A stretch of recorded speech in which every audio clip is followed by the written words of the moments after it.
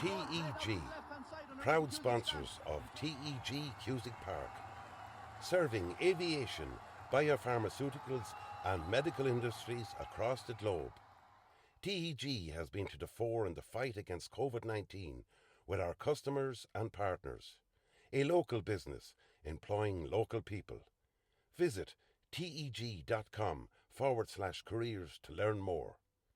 Wishing all our GAA patrons a safe passage through the championship.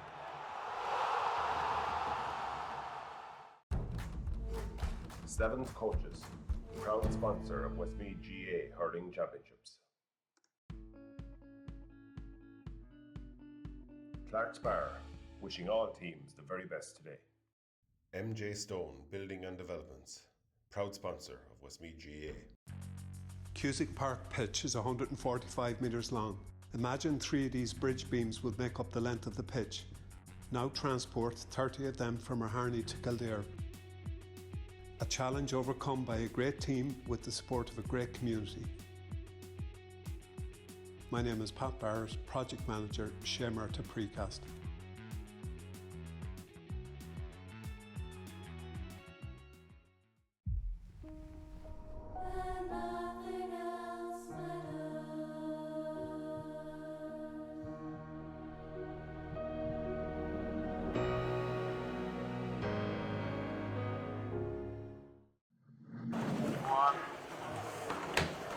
And good afternoon everybody and welcome to TEG Cusick Park for this Tyrrellspass Junior 2 Football Championship Final between St. Paul's and Tyrrellspass.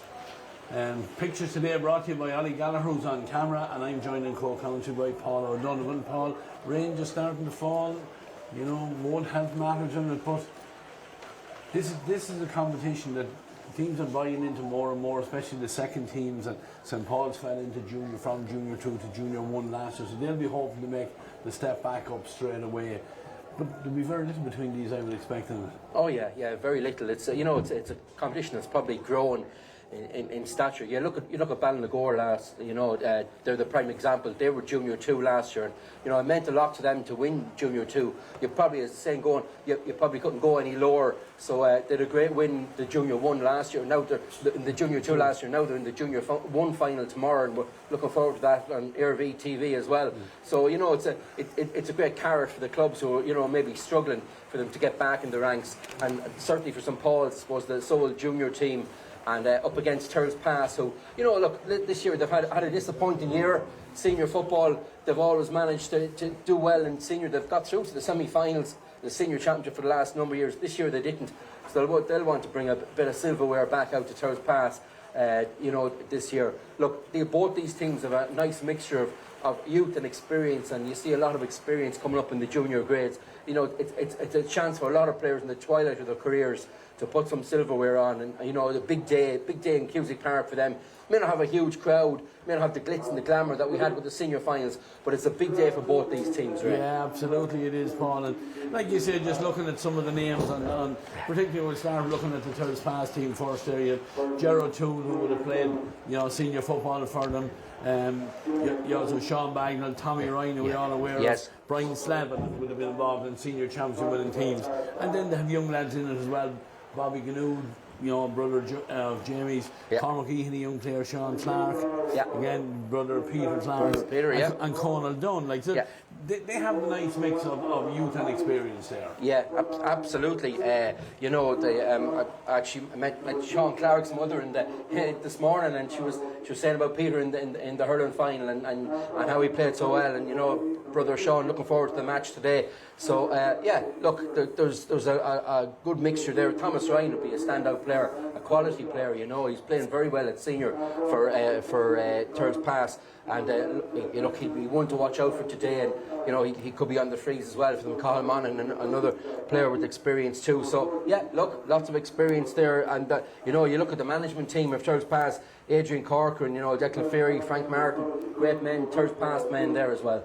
Yeah, exactly. And then flip it over to the other side, and we have St. Paul's, who are, high on the amount of experience. When you look at the likes of, Philip Gilson is still there, Jamie Fitzsimon is still there, Paddy Riley, they're all lads, Conor Shaw, all lads were probably more used to seeing playing with the small ball, but put their shoulders to the wheel when it comes to the football as well. And as you said, they'll be hoping to make the bounce back from Junior 2 back into Junior 1 for next year. Yeah. Look, it's important for them out in Clonmel. I think that the last time they won a junior final was probably back in 1999.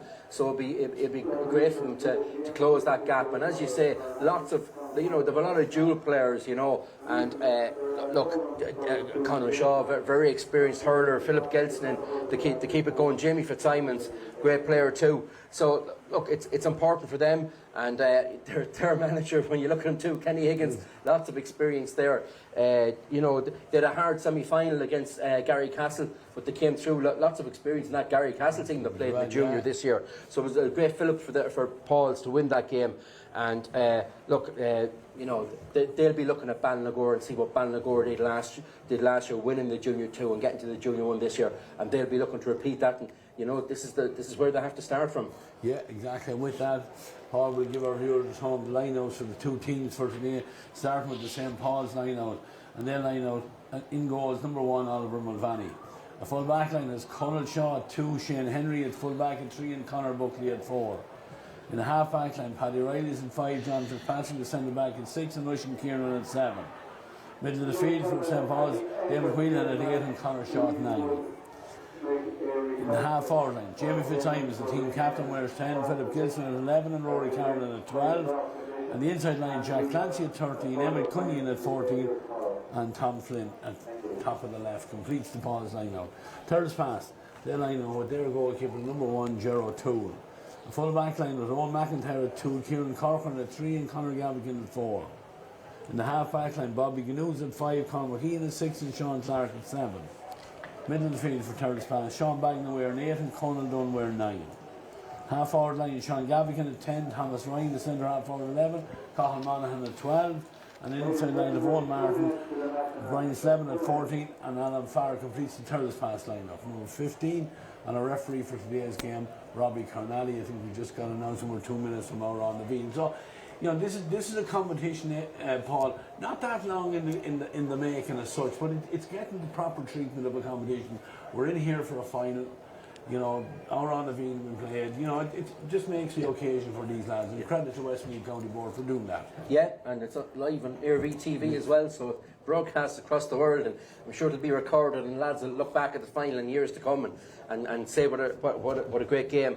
Yeah, you've had the junior teams in this competition. The likes of Delvin, Loughnavady as well, and it's a real battle between them to make the step up. And look, you might not see the high standards of football that we saw the last couple of weekends, but it's certainly it's a big day for these lads, and they'll be equally nervous going into this game, just as the senior players were for their final. But looking forward to a good game, Ray. Look, there's a strong wind out there, so whoever's playing into this apartment end is going to have that wind in the first half. It looks like the shower of rain seems to be clearing off and heading towards Crooked Wood and Castle Pollard, and thankfully to our left here it's a little brighter, so hopefully it'll stay bright. Yeah, going back to the two semi-finals, Paul. St. Paul's over Gary Castle, and then Tyrrellspass over Tubberclare, second team. So again, plenty of experience, plenty of competition with these two teams going in. And probably fair to say again we have the two best teams in this final. Yeah. I mean, St. Paul's, I think that it was a right battle in the semi-finals. Gary Castle had to rely on a late goal to get them through, and brought some players off the bench to do that. And Tyrrellspass, I think they beat Delvin earlier in the quarter-final, and then Tubberclare. And again, look, Tubberclare are going strong, at intermediate and gone senior this year as well. Yeah, it was pause for our honour being.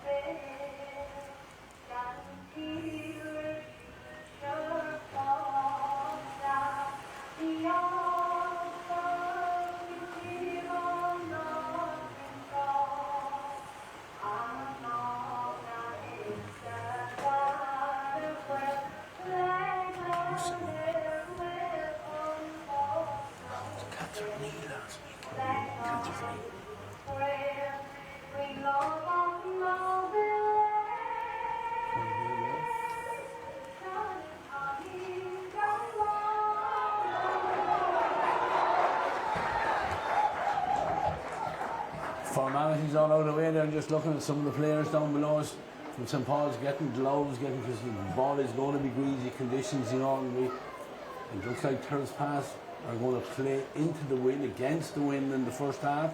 You see as their goalkeeper Gerard Toole makes his way back down to the apartment's end. Forwards going up on our left hand side. Don't see any position changes. A lot of experience out there with Tyrrellspass. Conor Dunn here. He's lining up along with his midfield partner Sean Bagnall and David Whelan and Conor Shaw. As David Whelan heads to the far side, Conor Shaw going to go in for the throw up. So this is the makings of a cracking game, Paul. It's a huge amount in store, because just talking to someone down there before the game, if Tyrrellspass win this game today, we could have a situation next year where you'll have 4 sole junior teams in Junior 2. You know, yes, it becomes more lopsided going. So, Paul's, you know, when you fall down, it's nice to get it on the rebound, and they'll be hoping to do that. Yeah, absolutely. Looking to bounce straight back up. You know, we saw Shindona trying to do that in the seniors, but didn't work out for them. So yeah, it's definitely a tough game, and the wind has picked up Ray just as the game starts. Yeah, and Robbie Connolly gets us underway, and Conor Shaw gets the first possession for St. Paul's, pops it back, just puts his teammate there, just the wing back there, Paddy Riley, put Paddy under a little bit of pressure, but they work it out well, and across into the centre goes John Fitzpatrick, his touch on it now, and first opportunity for John to get on the attack. He's gone across the 45, trying to get away from a tackler there, and has David Whelan in support. Whelan lays it off there to Henry Cunning, foul committed there by Bobby Ganoon, and we have the first free and the first opportunity, and it's going to be a 2-point opportunity, I think, as well. Chance for St. Paul's, and going to need as many of these as they can with the strength of that breeze.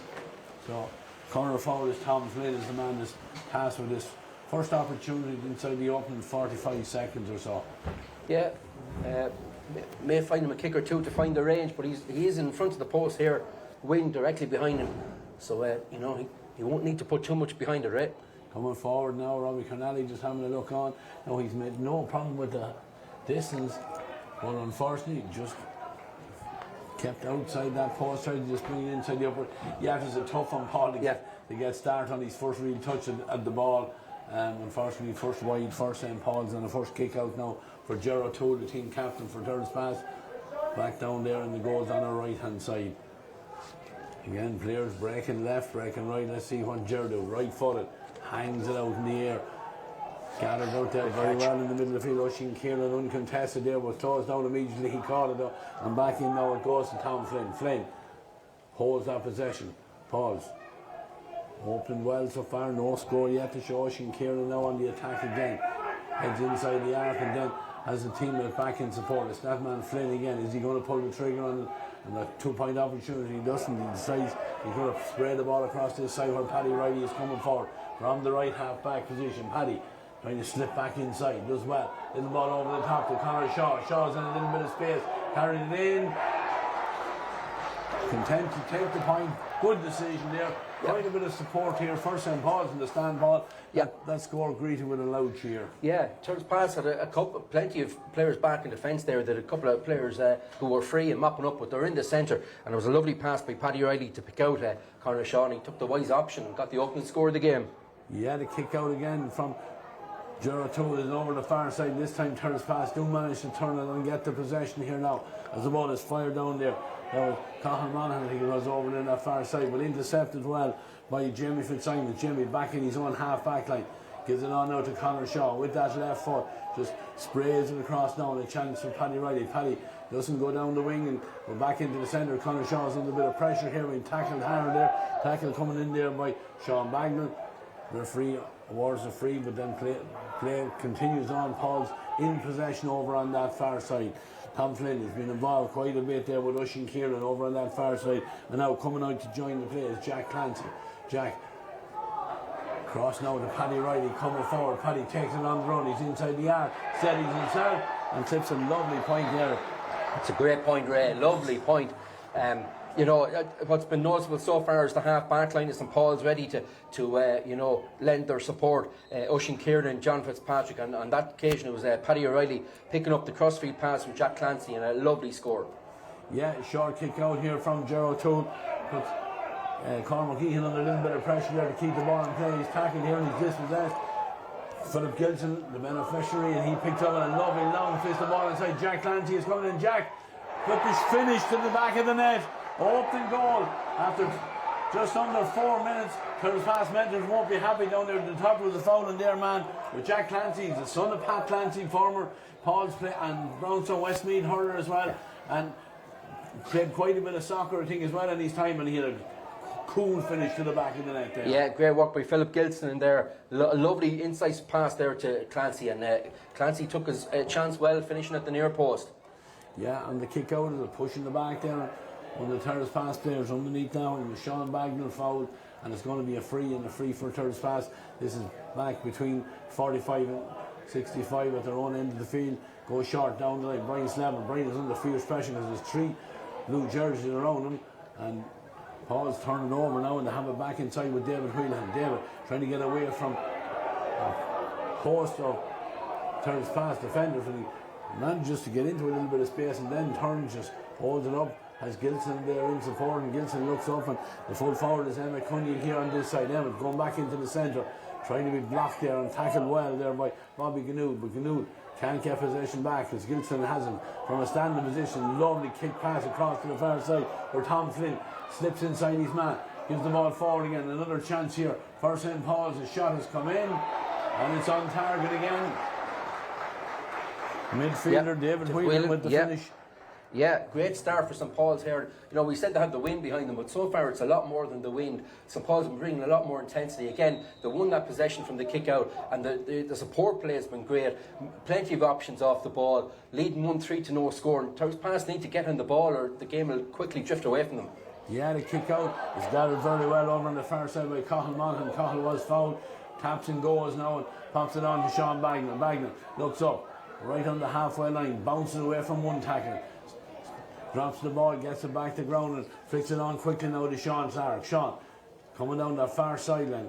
They move it back inside where Cormac Ehan has support here now. The full forward is Brian Slavin.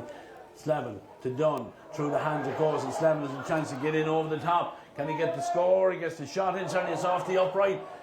Who's the first to react? It's Jamie Fitzsimons, the number 10 there for St. Paul's, right back in. He's been playing really in his own half back line. Does very well to be alert there. Gathered that possession, sets up an attack again. Wishing Kieran involved, Conor Shaw involved, and the corner back then is Conor Buckley. Yeah, good play there. Tyrrellspass were unlucky on that last attack. It was the first time that we saw what Tyrrellspass had to offer, and it was good support play there. At the other end, it was Conal Dunn laying the ball off to Slevin. Slevin was unlucky; the ball came back off the upright. So they're still waiting to get their first score, trailing by 1-3 to no score. 7 minutes gone. And it's Johnny Fitzpatrick on the ball now, bringing it forward again. It's that half-back line race, so involved in the early stages for St. Paul's. Yeah, and you can see Johnny lays it off to Conor Shaw. He's gone charging forward, and Shaw's going to come in a nice slick hands here now as in towards the 20-metre line. David Whelan just stood up. It's back to Gilson, nice dummy. Gets himself a little bit of space on his right foot. And Philip Gilson with his opening score as well. But you picked it up exactly, Paul. They're half forward and he's driving forward at every opportunity. John Fitzpatrick, David Whelan had to remain in there on the 20-metre line. He did very well to get it back to Gilson, and he popped it over. Yeah, and so far they've looked very good, St. Paul's. They've looked exceptionally good in their build-up play, and in their taking their scores as well. Kick out has gone over this side of the field, but there was a foul there. Yeah, it is a foul. Just wondering what the referee was doing. The ball had gone out over the sideline, but it is going to be a free for Tyrrellspass. It was a foul on Bobby Ganood there to prevent him from getting with that ball. Bobby takes it short back to his full back there, Kieran Corcoran. Now it's the centre back. That's Cormac Ehan. Cormac carries it right out across his own 65 into the Paul's half of the field. Has Sean Clark in support. Clark carries it forward. Tries to lay a ball inside there, looking for Owen Martin in there, but well read and well intercepted there. Certainly the hunger in this early stage has all come from St. Paul's. 1-4 to no score, just over 8 minutes gone. And with that then, the hands look good there, but Oisin Kieran just went off without the ball, and Tyrrellspass now with a chance. Tommy Ryan treads a lovely ball inside. There's a chance here. Tackling the referee, he's playing an advantage because Owen Martin can't get room to even hardly get the ball up, but he was fouled there as the ball was coming into him. But Tommy Ryan just showing his quality and experience there. He threaded a lovely ball through there. Yeah, he didn't just kick the ball anywhere into the forwards or anything. He actually saw the run that it was Owen Martin made, and he picked him out with a lovely pass, and Martin was fouled. Robert Connolly, referee, spot on. It's a free in, and a good chance for Tyrrellspass to get off the mark here, right? Yeah, I'd expect Tommy Ryan to finish this, and it's exactly what he does. The open score for Tyrrellspass, playing into the wind around just 9 minutes in the clock. 1-4 to St. Paul's, that opening point now for Tommy Ryan and Tyrrellspass. And Oliver Mulvaney back in the goal, his first kick out. Right? Nice brand new pair of orange gloves on him as he gives a signal here. He's looking, I think, for Conor Shaw down this side. Shaw goes forward, ball falls into his arms here, gets the mark, and then continues to play. Pops it on to Gilson. Philip, ball not pointing here. You can see the effect of the game's on the pitch over the last while, but Philip kept it under control, back to Jamie Fitzsimons. Fitzsimons with the left foot just moves it on, and a chance now for Conor Buckley. Gives it off to John Fitzpatrick. Fitzpatrick gone into the Tyrrellspass half of the field, gives it across with David Whelan. Dustin gathers, and Conor McKeehan steps in there and sets up an attack now as Cathal Monaghan moves it down the line. Martin is on it again, but nice handing there from the defender from St. Paul's. The ball is on the ground. Good work by Martin, showed good strength there to hold that possession. It's back now with Conal Dunn. Dunn looks up, carries it forward, pops the ball into nobody in particular, and Jamie Fitzsimons steps in there and takes that one, gets possession back for his side, and sets up another attack with St. Paul's here. It's down here, fisted down by Philip Gilson. It's going to go very close to the sideline. And McCunnion did his best to keep it in. The Paul supporters thought there was a foul on their man there, but nothing wrong according to the referee. The line ball taken, and it's gone inside where Sean Clark has the full-back Kieran Corcoran in space over there. Corcoran transferred it out straight away. A lot of space over on that right-hand side. If Tyrrellspass can capitalise on it, just slow it down there. Ball is given back inside to Alan Farrell. Farrell to the full forward Brian Slavin. Slavin out around the middle of the field, tries to get into a little bit of space. Drops the shoulder and takes on a man, and then fires a lovely ball inside. Oh, it was destined for the chest there of Tommy Ryan, but it was good defensive play. And then as the ball broke away, a foul on the Tyrrellspass man. It's going to be a free in, but it was good defending in there, Paul. It was a lovely kick pass from Brian Slavin. It looked like Ryan was going to get the possession and turn and head for goals, but the defender got a fist in there and got away. But yeah, it certainly was. And we mentioned about the St. Paul's half-back line being able to attack. One of the reasons possibly is Jimmy Fitzsimons seems to be playing as a sweeper back there in defence. He'd be probably known for his attacking play, but he's playing defensively at the moment, and he's mopping up a few loose balls in there. But a chance for Tommy Ryan to get his second score of the game, Ray. Yeah, right footed free. 11.5 minutes in the clock. Tommy steadies it to that and makes no mistake. 2 from the centre half forward there. They'll be looking for more of that from Tommy Ryan. Yeah, St. Paul's probably disappointed there. The management would be disappointed. That was probably a needless free they gave away. There wasn't much danger. But and as we speak, Robert Connolly's, the referee's called for a blood sub here for one of the St. Paul's players. I think it's Oisin Kieran, the number 7, is making his way off. So, but he doesn't look in too much bother. So I'd say this will be fairly quick if they even have a player coming on. All right. Yeah, cut to the back of his hand. It looks like. So, which is unusual because he's wearing gloves, right? Yeah, exactly. Sub coming in, number 18, Robert Dugdale. So Robert is going to get into the game straight away because the kick out finds him, and he does well. Totally cold off the bench, and he's on the attack here now, coming forward with him. He's up as far as the Tyrrellspass 45-metre line, pops it inside to Shaw. Shaw back to Gilson. Gilson had a look around, nothing on the inside, so he just holds the possession, gives it back to Robert Dugdale again. Dugdale keen to make an impression, even if he's only on for a couple of minutes. Remain and drive into the D there now. He's gone inside, needs to be picked up there by the Tyrrellspass men, but they've forced the play back out close to the halfway line, and little ball fisted in by Jack Clancy there. Jack put under a little bit of pressure, but he does well to retain it. And Shane Henry, now the full back, comes right down the field. In down and crossing the 45. Paul's on the attack again here. Can they finish here? David Whelan, the midfielder, has kicked it high. The umpire is looking at it, and then the signal is just right and wide. Yeah, just curled wide at the last second, but There you go. That's the beauty of football. 1 minute you're sitting in the stand watching the game. Robert Dugdale. Next minute you're out, and not, you catch the first kick out when you walk out onto the pitch, as Robert Dugdale did, and he played a part in that St Paul's attack. Yeah, the kick out from Gerard too, taking the ground there, and the hit coming in there on the Tyrrellspass man there. And certainly felt that when he's gone the ground there as the wing back Bobby Ganu there. Yeah, look, I don't think there's any malice in that. I think he just came in, he just happened to catch him just a little high. I don't think there was any malice. So his pass player probably came off much worse. And obviously there's a few supporters here from both sides exchanging their thoughts and views. It's all adding to the occasion, right? Absolutely, that's what you want. We can, doubt it was picked up on the sound, but yeah, we can hear it out in front of us there, all right. But yeah. Bobby Ganood is on the ground. Hopefully he'll be fit to resume. Conal Dunn is standing down there. He has the ball in his hand. He's ready to get play underway. Tyrrellspass just warming up his own case. Robert Cornally, referee, just keeping control of that sideline there and just explaining his decision, and Tyrrellspass accept that and see that Oisin Kieran is still getting attention here to that. It seems like his finger is injured here down below in front of us. Yeah. Conal Dunn is underway and goes back to his full back with the free there, and then combine the two of them again to get the ball into a little bit of space, and Dunn takes the ball in from Cormac Keehan and he drives up the field.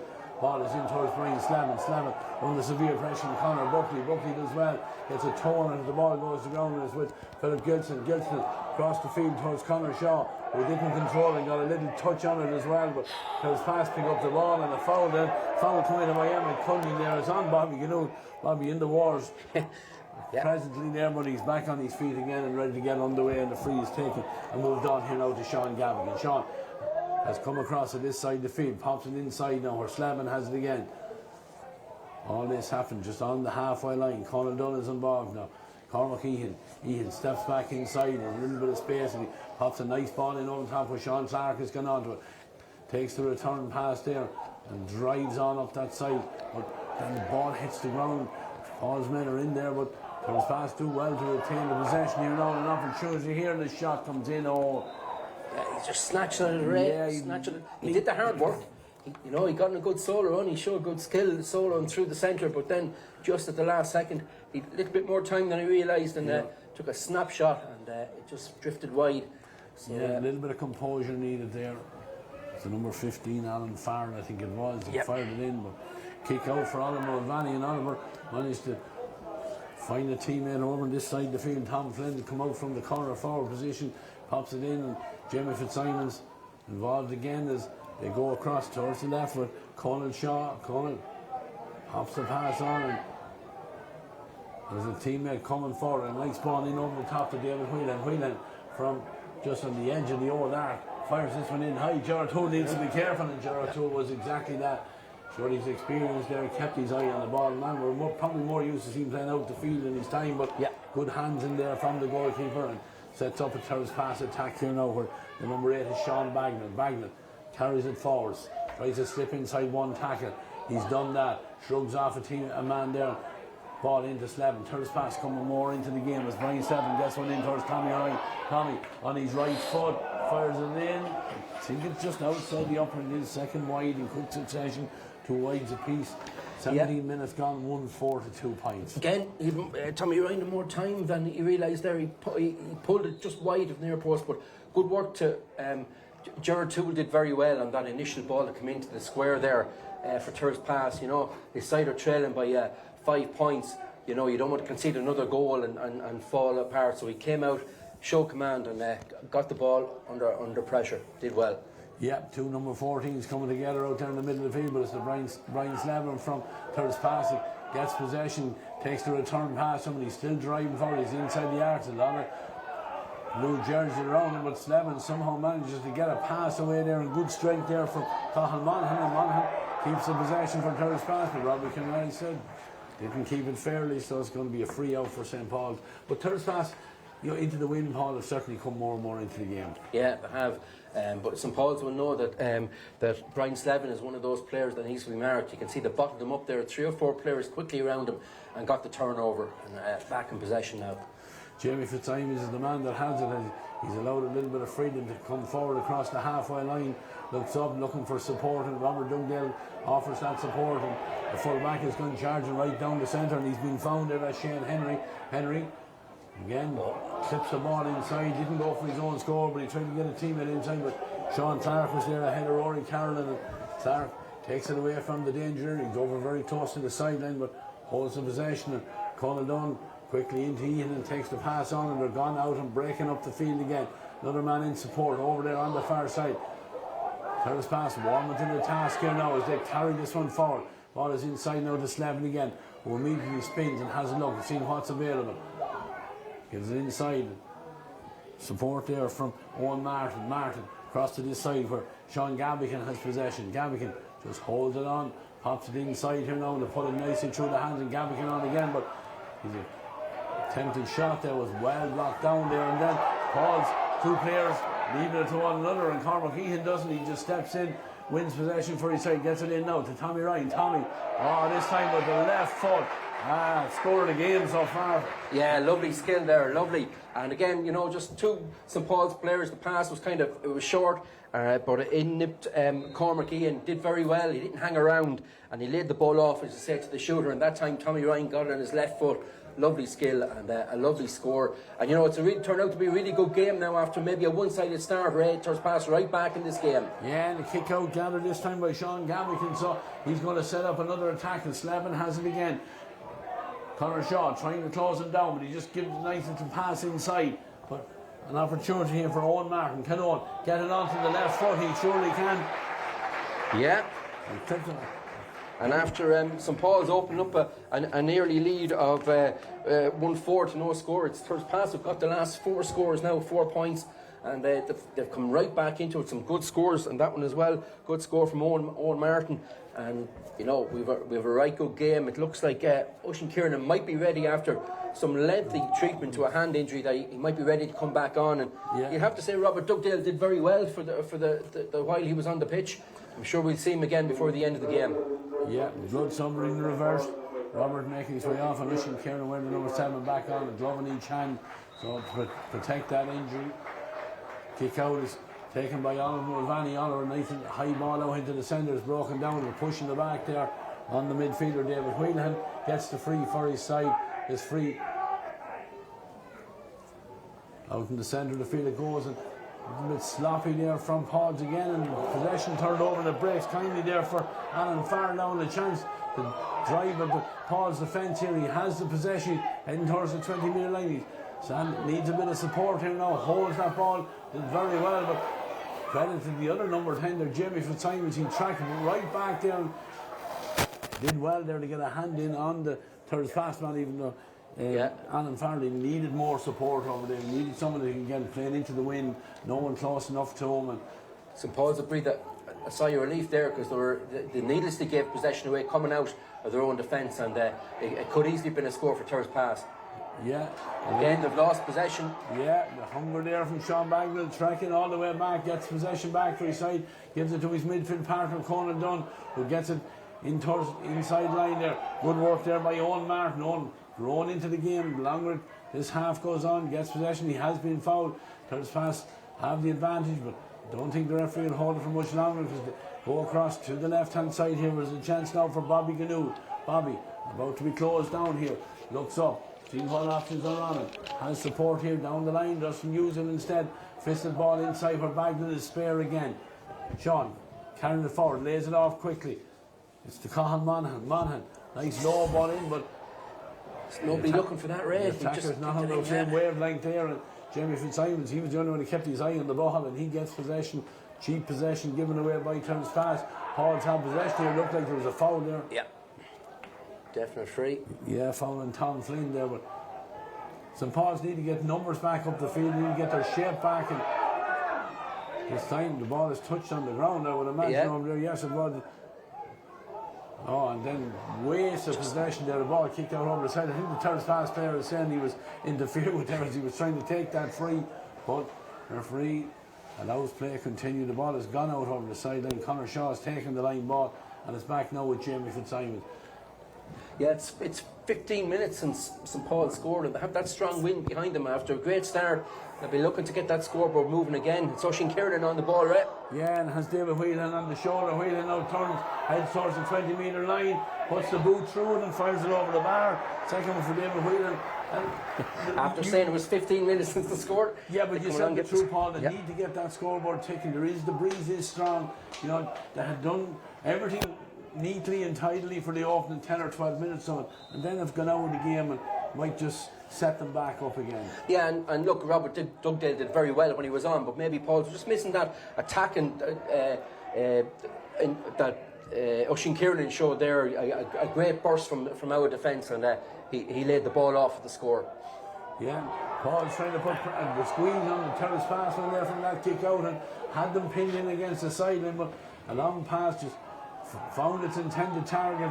Tyrrellspass driving forward now with Bobby Ganoud again. Ganoud being tackled hard, not being fouled us in the referee, and Tyrrellspass retained the possession. The other half back there is Sean Clark, and Sean a little bit of space now as he heads down that far sideline on the Terrace side here, trying to get away from his opponent there. Paul, they said the ball was going out over the sideline. Linesman would have had a good view of that there down the line, and he awards the decision in favour of the men for St Paul's. 24.5 minutes, 1-5 to 4 points, 8 to 4. Line ball back inside St Paul's own 45-metre line.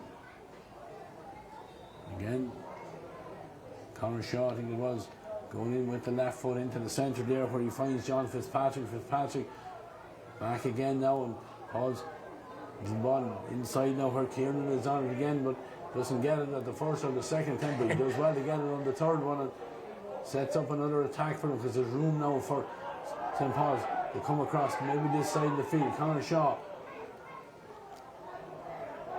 turns pass, filtering back in, leaving no gaps here, but this ball is fired in first time, and Philip Gilson shows out in front of his man.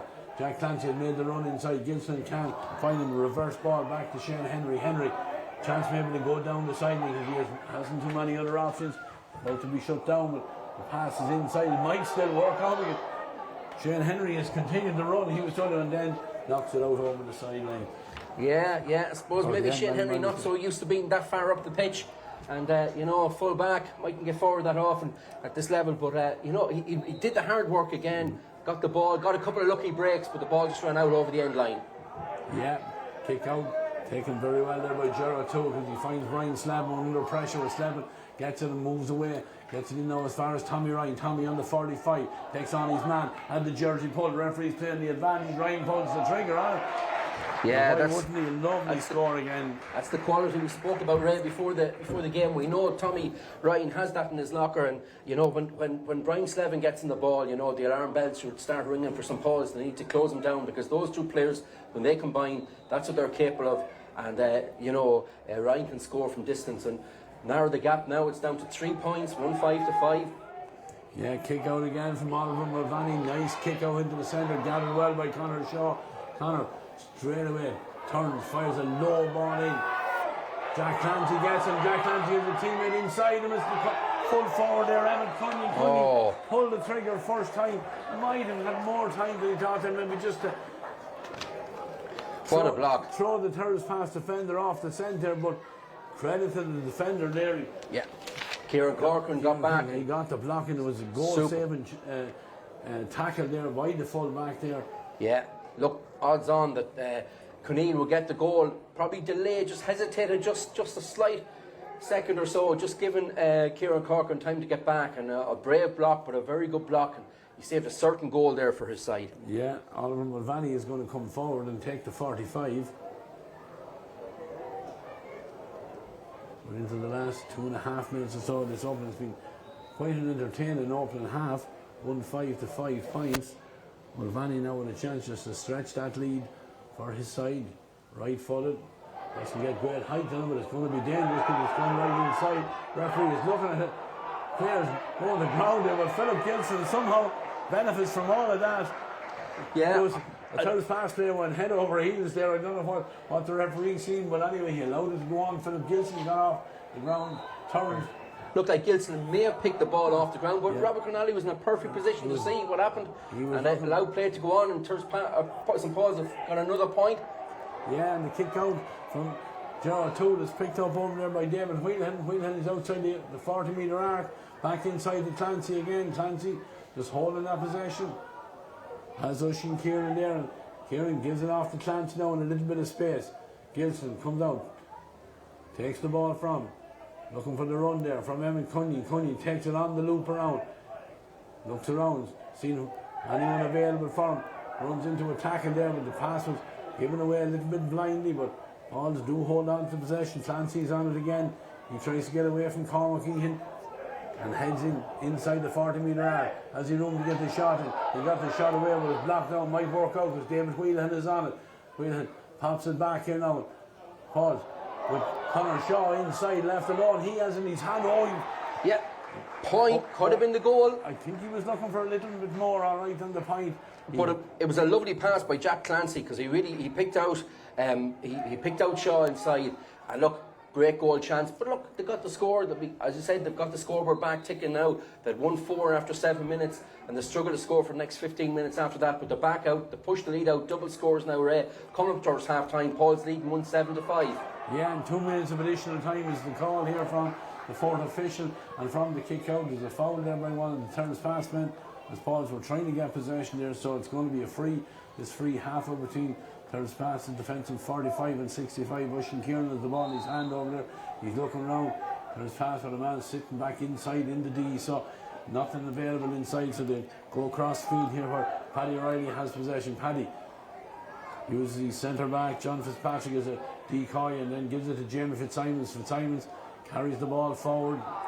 Noel closing him down, so he's gone across Tyrrellspass home 45. Nice ball given inside here now, and another opportunity here. The shot is taken. Yeah, Oisin Kieran inside the upright. Yeah, Kieran. Yeah, again coming forward. It's an eventful first half, but that time it was Jimmy Fitzsimons, as I said, playing deep, wearing the number 10, playing deep. He came forward himself and took a fine score there. A lot of what St. Paul's have done good in the first half has come through Philip Gilson, and he's drifted in between centre half forward and full forward. He's in full forward at the moment. He's been involved in a lot of their attacks. Yeah, the kick out hanging in the air there, but Paddy Riley was going high from, but the referee deemed he was on the back of one of the Tyrrellspass players, so it's a free for Brian Slavin. 2 minutes of additional time was the call there. We're almost through one of them as Slavin takes the free shot now to Sean Bagnall. Bagnall with 2 blue jerseys on front and pops it back to Slavin again. Slavin gets through one tackle, still has possession, gives it back to Tommy Ryan. Tommy just looks up and sees a chance there for Cormac Ehan to come forward. Ehan runs into a frontal tackle there.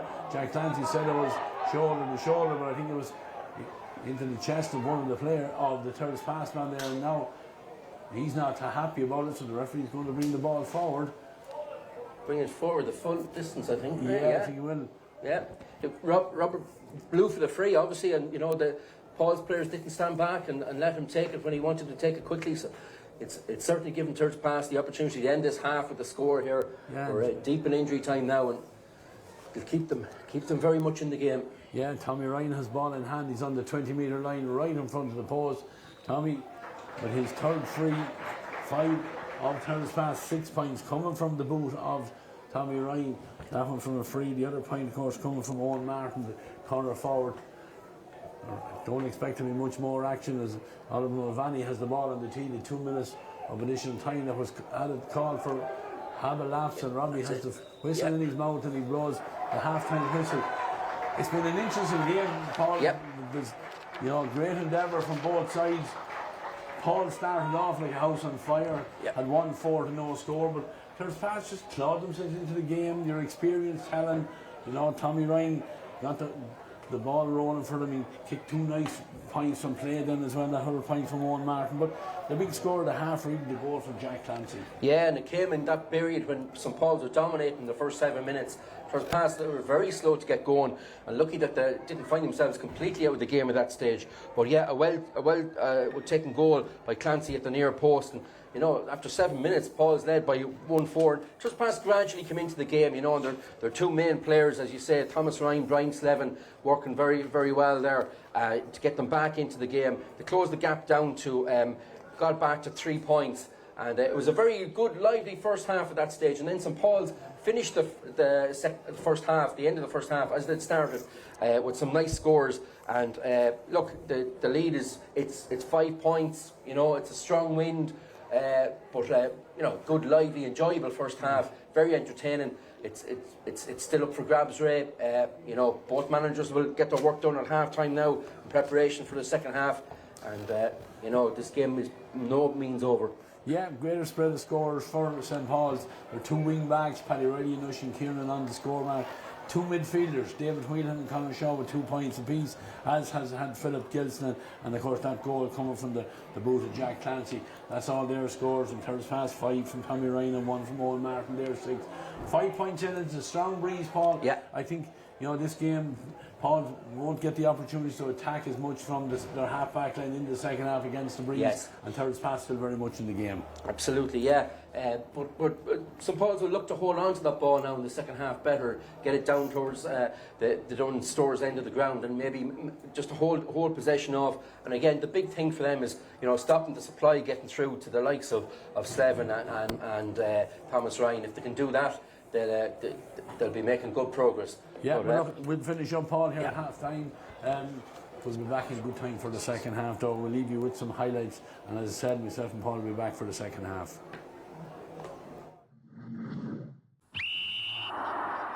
TEG, proud sponsors of TEG Cusick Park, serving aviation, biopharmaceuticals and medical industries across the globe.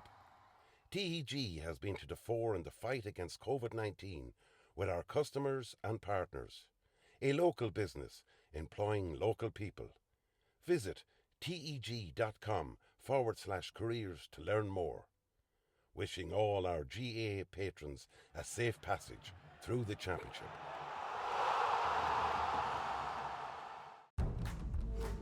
Seventh Coaches, proud sponsor of Westmeath GAA Hurling Championships. Clark's Bar, wishing all teams the very best today. MJ Stone Building and Developments, proud sponsor of Westmeath GAA. Cusick Park pitch is 145 metres long. Imagine 3 of these bridge beams would make up the length of the pitch. Now transport 30 of them from Harney to Kildare. A challenge overcome by a great team with the support of a great community. My name is Pat Barrett, Project Manager, Shamarta Precast.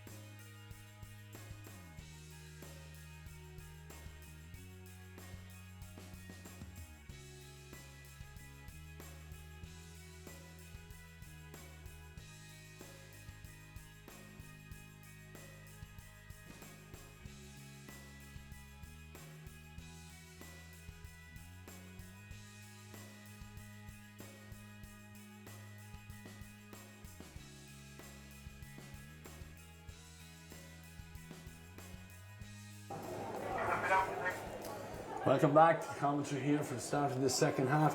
One substitution for Tyrrellspass has just been announced. Ronan Dunbar wearing the number 17 will replace Sean Gavin in the number 10. Just looking quickly across the St. Paul's team, don't see any change, but I do know it's a big change. I see John Fitzpatrick going right into top of the right. Now Jamie Fitzsimons has been sitting back in this. Few changes. Looks like Fitzsimons is picking up Tommy Ryan. If the full back, then Shane Henry has gone out to pick up Brian Slevin at centre forward, centre back. So they're the two crucial men that they need to pick up. So it'll be interesting to see, whether they can hold them, because two Tyrrellspass players are very talented, and when they get sight of goal, they're well able to take their scores. 1-8 6 points, 11 points to 6 in favour of St. Paul's. Breeze getting stronger, but unfortunately, with the looks of that sky, is getting darker as well. It is. We're underway again, and fisted ball down, goes straight to Brian Slevin. Brian goes to ground. He is being fouled. Referee with possession with Cathal Monaghan. He's allowing him to go ahead with it. So Monaghan holds that possession. Referee still has his arm in the air. He takes it down now because the ball is with Sean Bagner, and Sean to Dunbar, who's just been introduced. Tried to drop a little pass in there over the head of a couple of Paul's defenders there, but intercepted there, and Paul's trying to get it up, but it's very close to the sideline. I see the centre back, John Fitzpatrick, has gone right back into the fence now anyway, so I'm sure he's going to play as almost a sweeper in there as well. Tyrrellspass have taken the line ball, and they have possession here now, and they come forward with Dunbar. Dunbar looked up, and then just little ball in over the top. Cormac Ian, he's the centre half back. Cormac holds possession back there as far as Dunbar again, who shifts it across to the left now, but Sean Bagnall sees a little bit of space, and he puts the head down and he drives into it. Pass inside. There was a tug on his arm there as he was about to give the pass away. He got his intended target, Cathal Monaghan, but Robbie Kernally, right on top of things, says that there was a free for Tyrrellspass, and it's a 2-point opportunity that Tommy Ryan will relish here with the wind on his back in the open minute and a half or so. And bar the first minute of the game, I think this is the first effort for a 2-pointer. The first one went drifted wide, so let's see how Tommy does here. Again, he shouldn't have any problem with the distance, right? Yeah, just taking his time. He's outside the 45 as he comes forward with it. It's good height, and now it's hanging. It's a dangerous ball. Goalkeeper has to be careful. Did well. Got 2 fists on it, getting away from the danger area, but Tyrrellspass is still hunting there. Off the upright. It was a block and went off the upright. Great block by Mulvaney. Yeah, it was a great tackling and defending there by the Paul. It was a horrible ball, and high balls coming in and dropping in. But Paul's, if they came out of the dressing room a little bit subdued, they're going to have to up it now, and they're doing that through Oisin Kieran, and he goes forward, gives it over towards Paddy Riley. There's a couple of balls that have but a huge let off there. Great save by Mulvaney. Yeah, it was Thomas Ryan's effort that just dropped short and caused havoc in the square there for a minute. Yeah, but Tyrrellspass are on the attack again here. Brian Slevin, nothing he got on the right hand side, so he switches back to his left. 2 players in support here. Just pops it back here now, and Sean Bagnall with a long left-handed hand pass over to the far side. Fisted ball inside. All this happened just inside of St. Paul's 45, and now nice run forward by Bobby Ganood, and he's found here on just outside the arc. Bobby has hit it with the right foot, trying to draw it in off the post. Unfortunately for Sean, or Bobby can't get it on target, stays out right and wide. Three wides Tyrrellspass, 3 wides for St. Paul's, but more importantly, 1-8 to Paul's. 6 points for Tyrrellspass, 3 minutes just over on the clock as Alan Mulvaney. Yeah, he looked certain that the ball was going into the net there. Mulvaney got out a minute ago and he blocked it, turned around to the post, came back into play. So we've had 2 goal chances up that end. Of course, it was Kieran Corcoran made a great block in the first half for Tyrrellspass up that end as well. Yeah, kick out from Mulvaney went long, but Tyrrellspass turned it over, and ball is fired inside. Jimmy Fitzsimons, I was going to say he might have got away with a push in the back, but he didn't. And Tommy Ryan is trying to capitalise on it, taps and goes. Comes inside, drills it low, the goalkeeper goes low, gets the save, but on the rebound, the ball finished to the back of the net. You just see, I think it might have been Owen Martin that finished it to the net. No, in fact, it's number 15, Alan Farrell, got it. Tommy Ryan, great awareness from Ryan. He took the ball for the cap and go free.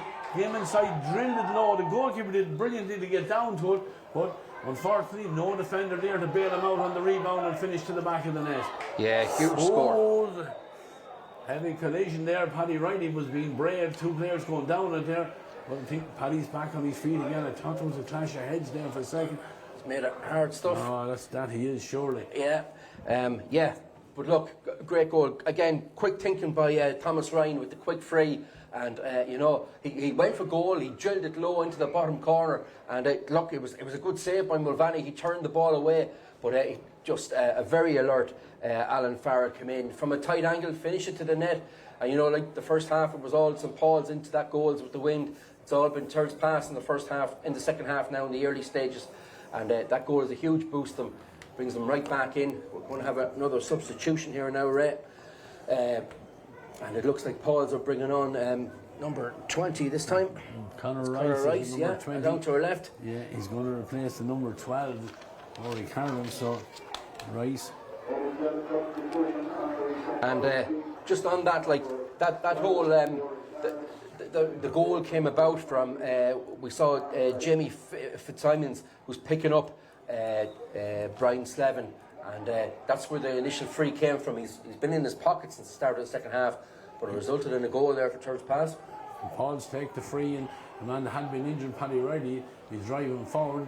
A lot of sky blue jerseys around, but he does very well. And Shaw lays it off quickly here to the Jack Clancy, and Jack with the shot. Umpires, the signal is it's gone wide. I'm not sure. I thought Robbie Canali was putting it. No, it is over the bar. It is finished over the bar. Yeah, the referee had his notebook in his hand, might write it down, but a late call for the wide ball, and then a change of heart, and gives the point. Good work there by Conor Shaw, and he saw the opportunity. Jack Clancy was having a good game for Paul's, and he got his point. Stretches the lead out to 3 points now. Yeah, the ball can kick out into the centre. Dirty ball there to be won, and Tyrrellspass with Sean Bagnan. They come away with Bagnan trying to get through it. Heavy tackle there. He's fouled. Gets up, taps and goes. Carries it forward. Lays it off quickly now. Slavin. It's Brian Slavin. Brian inside the corner. Done. Through the hands it goes. You know, Tyrrellspass with a couple of players here. Two of them confuse each other there, and stepping in there is David Whelan. Whelan coming forward. There's a player on the ground over in the far side. He's pleading with the linesman, but the ball is moved in quickly here now. Jack Clancy has it again. Jack steadies, has a look, fires it in, and the umpire this time, yeah. He's more sure this time, but again, it's the same three players for St. Paul's working that time. The two midfielders, David Whelan and Conor Shaw. Shaw picked out a lovely pass, and Jack Clancy, as I said, he's having a fine game. And that point stretches the lead out to 4 points now.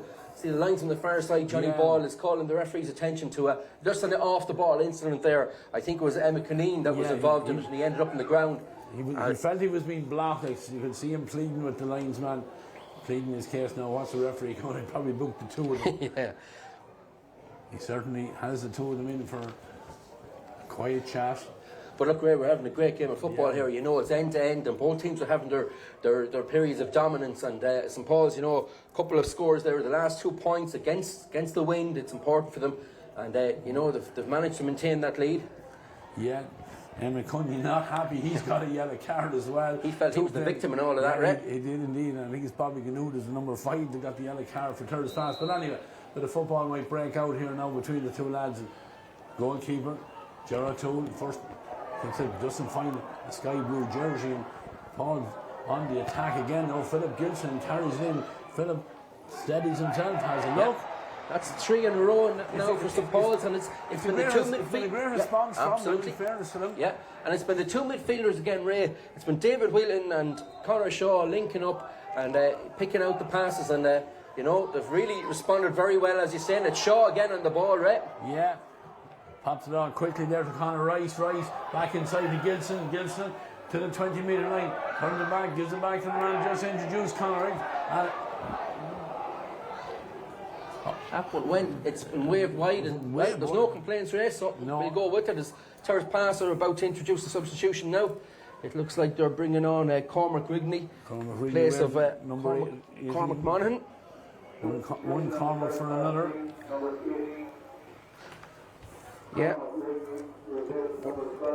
good response there by Tyrrellspass, you know, or by St. Paul's, getting the last few scores, stretching out their lead again. So Tyrrellspass will look to respond now again. Yeah, kick out again for Gerard Toole. Gerard's the breezy's back. It's the right boot through it down the centre it goes. Hits off a couple of players. Chance here for Rigney to get involved. Doesn't get it because Conor Shaw was involved in that one, and he had kicked the ball back into his own defence, but the referee said he was fouled in the process of doing it, and gets the free, takes it quickly into space over on the far side now for Tom Flynn to come forward. Tom, with Paddy Riley breaking his neck to get up along that side and in support. Paddy drops the ball in the tackle there, and good work there in the defence there by the Tyrrellspassmen, and they turn it over. They have possession. Short pass in here, putting Bobby Ganoot under a little bit of pressure, but he does well to get away from his man. He has Cormac Rigney in space here this side, and Rigney gathers the ball in front of his man there. That was Oisín Kieran combining again as they move it out in defence here, very close to the sideline. Rigney does well, steps inside, looks up, had a chance to deliver the ball inside, but he just held on to it. Needs to be careful, but good strength there from the substitution. Pops the ball back there to Brian Slavin. Slavin goes long with super catch inside, and a chance, you know, for the Tyrrellspassman. Owen Martin under severe pressure. He's done very, very well. The ball eventually knocked away from him there. Yeah, bit of frustration at the end. Ketchum is there on that one now. He's going to get in trouble for that one, I would imagine. And it's a pity because, you know, some done all his good work there. He showed some lovely skill in the ball. First making a great catch, getting away from his marker, turning one way, then turning another. He found a route to goal.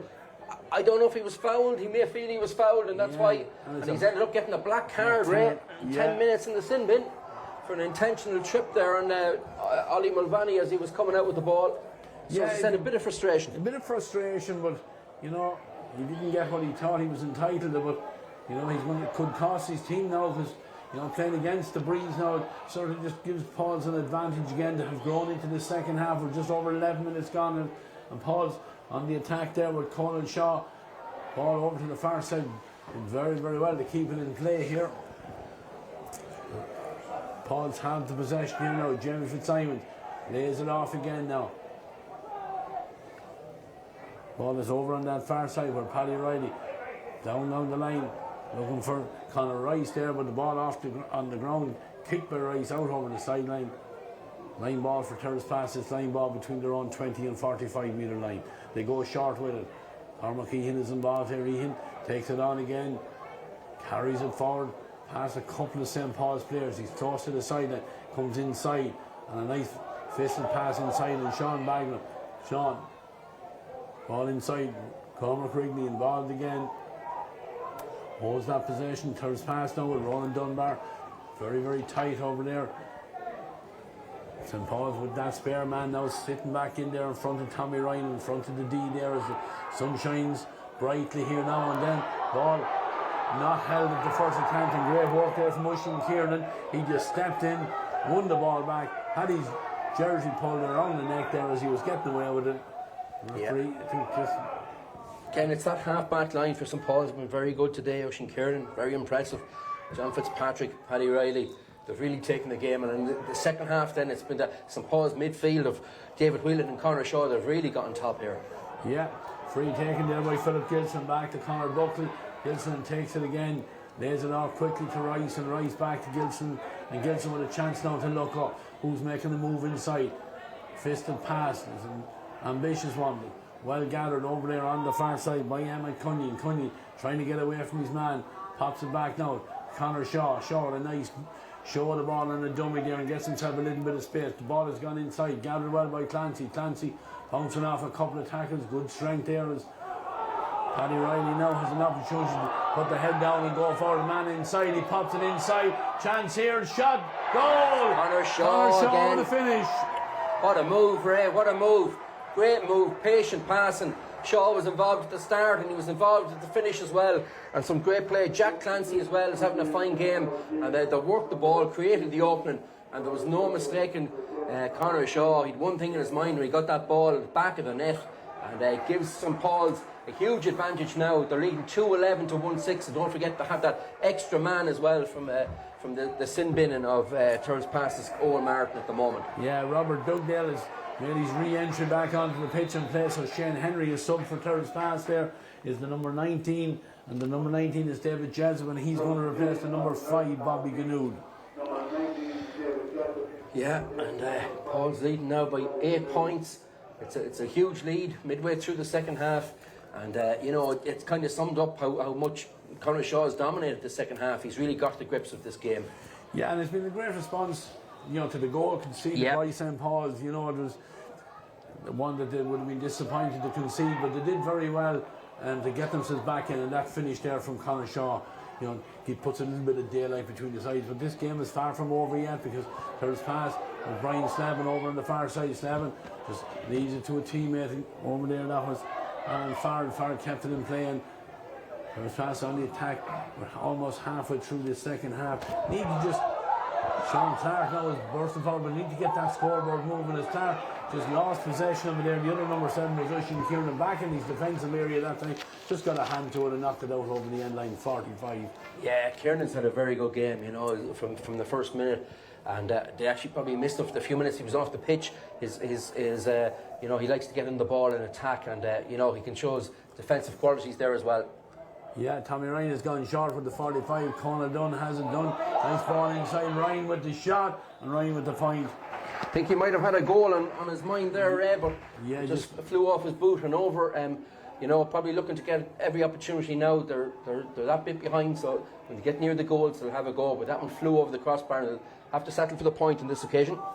Yeah, Oliver Mulvaney, the sunshine in his eyes, with the kick out, looking again for Oisin Kieran. He's putting Oisin under a little bit of pressure, but he does well just to jink it up into his possession there, and has support there from John Fitzpatrick, and Fitzpatrick inside now to Jamie Fitzsimons, trying to respond to that point as Fitzsimons carries it forward, looking for teammates to make the run away from. Conor Rice is there in front. Rice is looking at the ball in the front, but Fitzsimons is allowed to carry the ball forward. Back now as far as Robert Dugdale. Dugdale gives it to Fitzsimons, no one picking him up, so he'll carry it even further forward. Cormac Ian this time steps in, forcing to give the possession back to Dugdale. Dugdale with the right foot inside with Rushing Kieran. He gathers it. Sky blue jerseys in front of him, so he just pops it back to Fitzsimons. Fitzsimons quickly lays it off to Dugdale again. Dugdale, ball has gone inside, but good tracking back there by Conor Rigney, and he gets possession back here now. The ball's picked up by Sean Clark. Clark tackled hard, goes to ground, does well to get it down the field, but man Fitzsimons is there again. He wins possession back for his side. In now to Conor Rice. Rice thought about going forward and then left footed, gets it inside. Oh, Conor Shaw showing great strength in there. Ball is in there. Can he get it into his possession? He will have it eventually. Reverse ball back to Philip Gilson. Philip kicks it high, and I think it's over the bar. It is indeed. And yet again, Conor Shaw involved. He was looking for that ball all the time, and it was Conor Rice that picked him out. You know, tried to win the ball in the air. It broke loose, but he still managed to get the ball out to Gilson, and Gilson popped over his point, and you know, St. Paul's are, you know, they're well on top now on the scoreboard, right? Yeah, and Conor Shaw has won this kick out as well. Gilson lays it off quickly to Conor Rice. Rice trying to get inside his man, tackled well, and he holds the possession. Back there to Robert Dugdale. Dugdale on now to Sean. Sean's Paddy Riley making tracks up along that far side again. Paddy has gone across the 45. Ball is inside, but was it? I don't think that it was. The referee has said that there was a block there on the St. Paul's player. I wasn't sure when he was going to get the possession, but it was Emmett Cunningham making the run there, and this time Emmett gets the decision. Free, and Emmett has the ball in his hand. I see Tom Flynn making his way across. He's going to take it. Be more suitable for a left-footed kicker, but Paul's really making hay with the extra player, the man advantage. Notched up the last few scores. Yeah, this free is going to be taken by Tom Flynn over on that far side. He's taking his time. Just on the 20-metre line when he pulls the trigger on this one. Now he's cut it in, it's dropped in. Gerard Toole has to be careful. He dropped kindly for him. There was no Paul's man in around the front of that square, so O'Toole gets an attack underway again, and Conor Dunn now has a chance to come forward. Lays it off to his midfield partner Bagman. Bagman, reverse ball back in there as far as David Jessup. Jessup on to Rigney. The two subs that were introduced.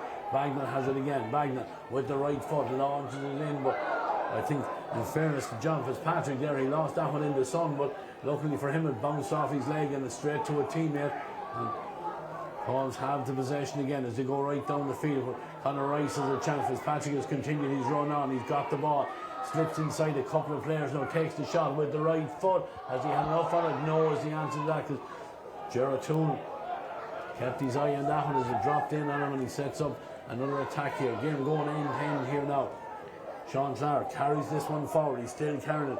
A lot of blue jerseys coming in around him. Steps away from a couple of them and then lays it off now to Ronan Dunbar. Dunbar heads up, trying to pick a pass inside it. Looking for Tommy Ryan. Tommy has possession. He's outside the arc. Maybe take a chance at a two-pointer. Not this time, because he gives it back to Jessup. Jessup pushing forward right in the centre here now. Dummy does very well to get it. Now he fires it in with the right foot, but got it all wrong there on that one. Harmlessly out over the end line. And coming up, I think about one more minute or so before Tyrrellspass get back to the 15 men again. Yeah, that was the last thing Tyrrellspass needed there. They needed to just keep the attack going, or work the ball into good position for a score and get one of their scorers on the ball, but it drifted wide, and their time is ticking away. Into the last 10 minutes as Oliver Mulvaney drills the kick out into the midriff there of Conor Shaw, who turns, carries it forward. He's looking up, and a lovely vision there to find Robert Dugdale, and Jack Clancy, you think, is going to step in front of him. Oh, sliding tackle there, and reckless there by the Tyrrellspass man as Clancy was going down on the ball. Yeah, it was away from goals, good distance. Should just stir up, and if he gets possession, try and tackle him, bottle him up, send him down the line. But yeah, I think it's Kieran Corcoran, I think, the man, and I'm not sure was he booked in the opening half as well, but when he got away with this one. Yeah, he will. But again, another fine catch by Conor Shaw, and a lovely pass out to the wing. It may not have been intended for Jack Clancy, but still they get the free out of this, St. Paul's. And Tyrrellspass coming back to the full complement of players now. We see Owen Martin returning after his 10 minutes in the sin bin, so it's now back to 15 against 15. Yeah, and Conor Shaw is going to get us underway with this kick with the left foot. He's curled it in. Looks good, Ray. Oh, it's a great kick. Super kick there from Conor Shaw. Yeah. There was one taken earlier on, I thought it might have suited. The left-footed kicker there was taken by Tom Flynn, but that time Shaw did go overtake it, took responsibility, curled it over the bar, took 13-1-7, almost 22 minutes on the clock. As Tyrrellspass trying to come on the attack again. They have the possession out here in the centre.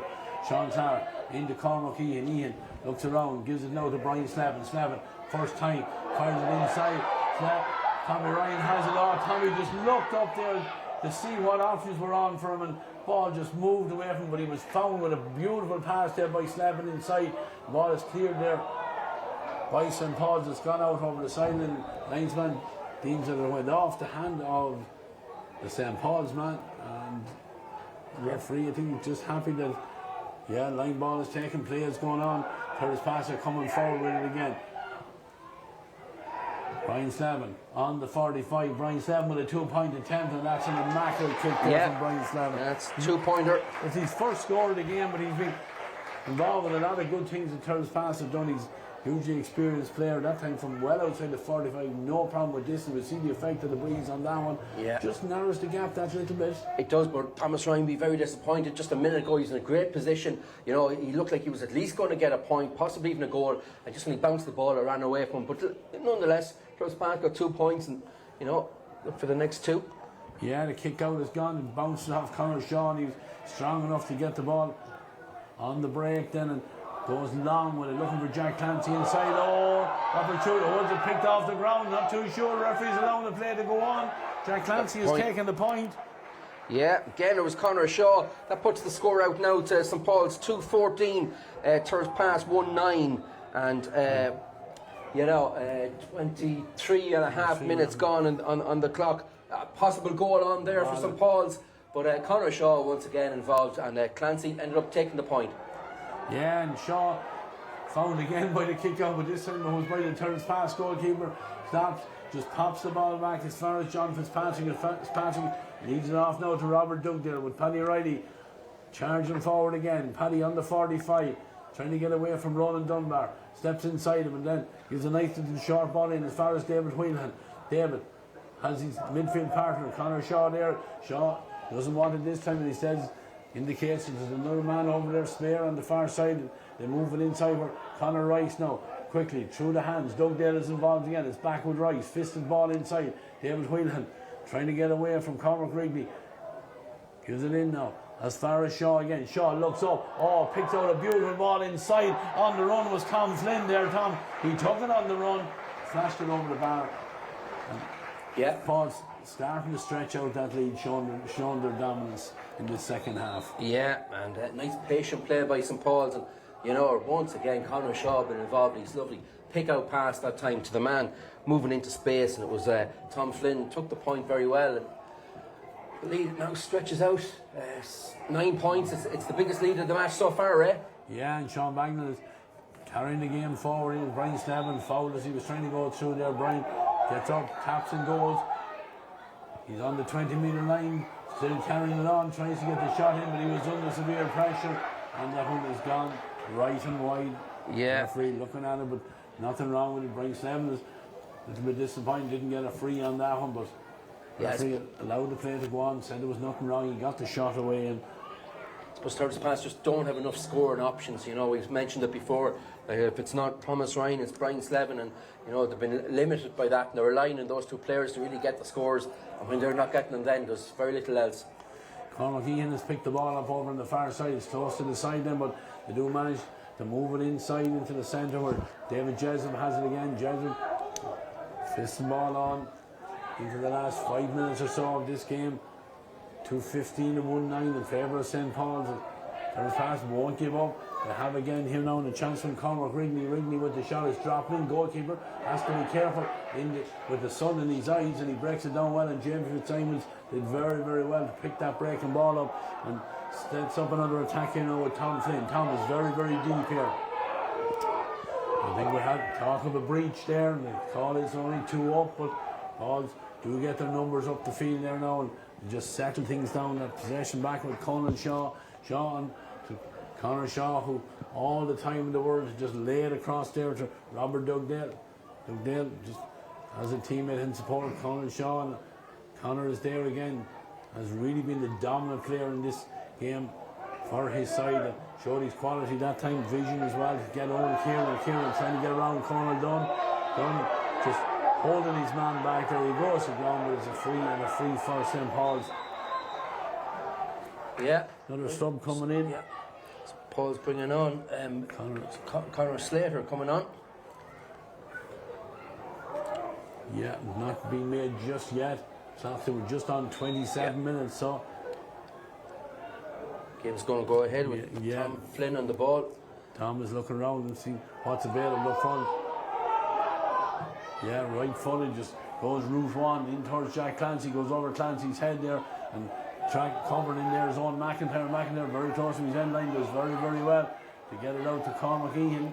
And Tyrrellspass now with a chance to clear a high ball over to the far side. He's asking an awful lot there of his teammate Ronan Dunbar, but Dunbar in there filling the gap, gets possession for his side, and they go down that far side. Robert Dugdale reached in and just got a hand on it there in front of the Tyrrellspass man, but it's gone out off Dugdale's hand. It's 2 subs, a double substitution. Philip Gilson is going to make his way off.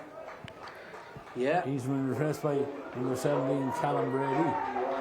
Yeah, Philip's had a very good game, very influential. Callum Brody, my mistake.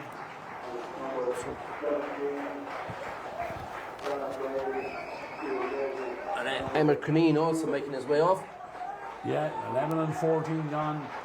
And certainly Philip Gilson put in a huge shift for his side, 4 points in play, and really very much involved in this victory, which is going to be a victory for St. Paul's. We're into the last minute and a half. There will be a couple of minutes of additional time.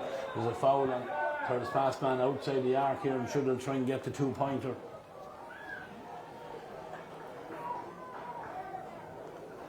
Yeah, looks like someone's getting a card, I suppose, but it's been disappointing with Tyrrellspass. That never really clicked after that early goal in the second half.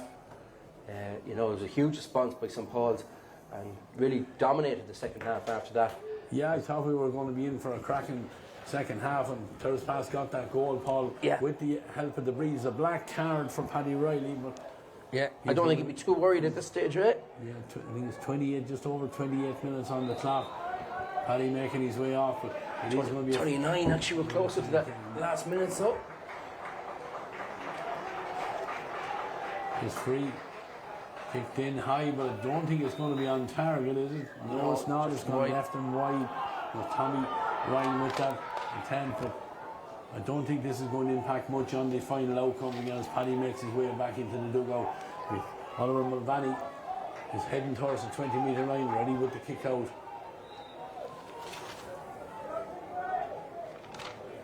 Three minutes added on time, right? Just 3 minutes to go.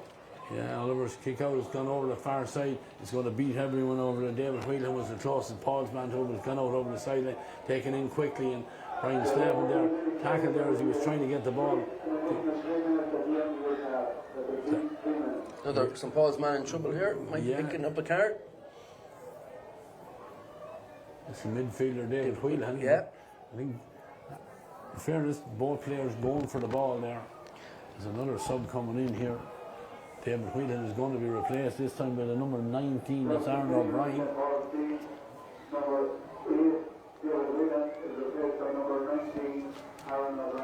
Yeah, and David Whelan's had a fine game too for Paul's. He's been part of that midfield axis. He hasn't made his way off though, I don't think. No, he hasn't. So, referee is allowed the play to go on.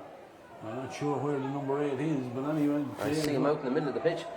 He's gone now, he's ran off the end line. Everything's okay, right? We're back to normal proceedings. Yeah, kick coming in here from Cormac Rigney, and it's a dangerous ball right under the bar. Fanny did well again. He did very, very well to keep his eye on that ball. As I said, the sun and the rise in there, and he did very, very well. Paul just need to get this away from the danger. Conor Shaw slips, goes to ground, has a little bit of support. Slipping and sliding all around the place there. Tyrrellspass trying to keep the press on in there. Ball is eventually cleared, but it's straight out to Roland Dunbar. Dunbar is on the attack with the right foot, slips it and clips it over the bar. Yeah. And I'm sure it's a point that Paul won't mind conceding at this stage. Minute and a half of the 3 minutes gone, so yeah. Certainly Oliver Mulvaney has earned his corner today. He's done very, very well on high balls there. Yeah, facing into the sun, particularly in the second half. Yeah, the idea was just to get them away, get them out of the danger way, and hope his defence would help them out with the clearance, and they did that. Yeah. Kick out is going to be taken by John Fitzpatrick. John, not too used to taking the kick out. He had the tee on the 13-metre line, not the 20-metre line, so he gets out there and then struggle with the kick out, and Tyrrellspass pounce on it, and they're on the attack right down the centre. Brian Slavin, Brian thought about taking the shot out. He's dragged the ground. It's going to be a free. But at this stage, it's all just killing time. Paul just need to get back in. Just see out the last minute or so. Brian Slavin has the ball in his hand. But we still go for a goal, Ray, I reckon. I think at this stage, probably has to go for the goal. Yeah, you said that. Yeah. With the sun in the eyes of the defenders, here he comes. No, he doesn't. Takes the point, content with it, tips it over the bar. 3 points in the day for Brian Slavin, but he's been involved with a lot of good things for Tyrrellspass, albeit in the losing effort. Yeah, we see the St. Paul substitutions, subs all down front of us all, congratulating each other, claps in the back. We're ready to go out and meet the rest of the players on the pitch now. David Whelan joined them along the sideline, haven't been taken off. Yeah, good kick out this time from John Fitzpatrick. Can they get possession? Do because breaks kindly to Conor Shawnee. Nice little ball into Robert Dugdale. Dugdale driving forward now. Jack Clancy is off his shoulder, but Clancy's attempt to pass over to that right hand side was blocked down, and Tyrrellspass have possession again as they come forward, probably for one last time. The 3 minutes of additional time are gone. Cormac Rigney has the ball coming for Rigney. Oh, he went for the point, but caught, I think, probably between two minds, so there's a lob it in, kick it over the bar or whatever, but didn't either, and just kicked it left and wide, and I would imagine that's going to be the final act of this game. Yeah, it looks like it now. Robert Penalty's going to blow the final whistle, and St. Paul's well in front, and deservedly so. I'd say over the whole game they've been the better team. Yeah, 7 between them, 2-15, 1-11. John Fitzpatrick, he has had an excellent game for his side at centre half back, right footed, fires it out. Referee doesn't blow the whistle immediately, but he does blow it eventually. And the men from St. Paul's, they celebrate because they are victorious in this Tyrrellspass Junior 2 final. And a final scoreline of 2 goals and 15 points to Tyrrellspass's 1 goal and 11 points. Yeah. And worthy victory. You know, they put their nose to the wheel, or their shoulders to the wheel in the second half, playing against the breeze. They were 5 up at half time. Yeah. You know, it looked like it mightn't be enough when Tyrrellspass responded with that goal early in the second half, but credit to St. Paul's, they really pushed it on. They got that second goal from Conor Shaw, and that really was game, set and match at that stage. Yeah, when you look at the first 10 minutes of the game, St. Paul's dominated this and led 1-4 to no score. And then when you look at their overall second half performance, as you say, Ray, a tremendous response to conceding that goal by Alan Farr, because really you would have expected Tyrrellspass to be the team to kick on in that situation. They were just 2 points behind at that stage, had the win behind them, but you know, they probably suffered then the lost Owen Martin, black card at a crucial time in the game. Absolutely, Ray. And at that stage, St. Paul's midfield of David Whelan and Conor Shaw just took over the game and won great possession. Shaw picked out some fine passes. Jack Clancy was in great form, got some great scores, and they really were the dominant side. You have to give a special mention to Oliver Mulvaney as well, made some great saves, did some in around the square, caught some great balls, made a great block as well, prevented a goal at the start of the second half. So he played his part too. And overall, you know, Tyrrellspass just relied too much, as we said, on the likes of Thomas Ryan and Brian Slavin for their scores. And they worked very hard. Sean Bagnall, Conan Dolan around midfield. But, you know, no doubt, the better team of the day was St. Paul's. They attacked with greater purpose. And the half-back line, Ushin Kieran, very strong, John Fitzpatrick, Paddy Riley, and the better options in attack with lots of scores, and deservedly won the final here today, Ray. Yeah, Kenny Higgins, be delighted with that. Kenny, I think, came on as a sub himself in the semi-final and got a goal, you know, to get them into this final today, and you know, he'll be delighted with it. And for St. Paul's, they dropped out in Junior 1 last year. It would have been a disappointment for them, but you know, on the rebound straight away, it's the right time to do it if you can do it. Just regroup, put in a big effort, and you know, this junior championship, you know, with their hurling finish and everything else, the players were able to concentrate on that, and you know, they were worthy winners in the end. And look at Paul, I can say it now because it's always nice to see the sole junior teams getting the better. You know, and winning these competitions. We've seen it, you know, tomorrow we have 2 sole junior teams in the Junior 1 final, which is great to see, and it's going to be a huge occasion as well in here tomorrow. But, you know, and it's an example too for the other clubs there, the likes of Delvin, Loughlin Valley, Ballycamoy, to say, you know, look, this is what Paul's can do and it can push on. And as I said, you know, we've Ballynagore tomorrow, Junior 1 winners last year, in Junior 2 winners last year, in the Junior 1 final tomorrow. You know, it's great incentive for St. Paul's to try and go on and emulate that again next year. Look at Paul, we're going to finish here on the commentary for now.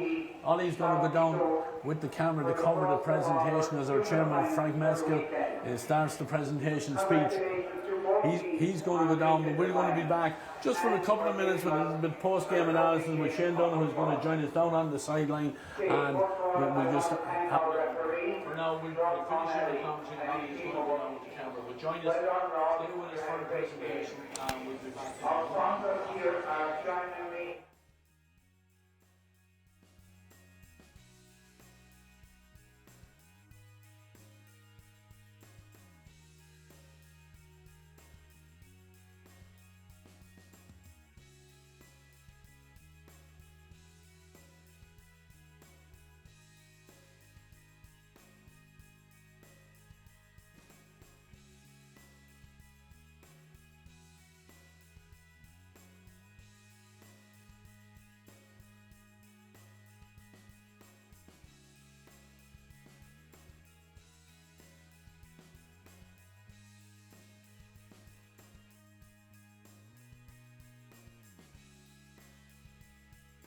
Very credible performance.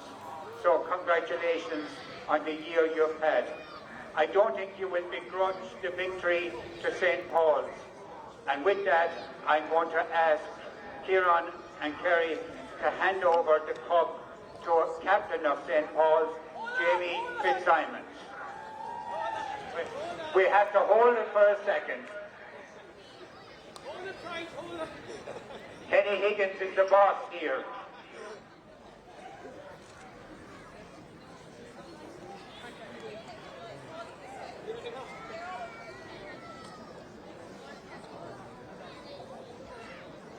Good man. That's me.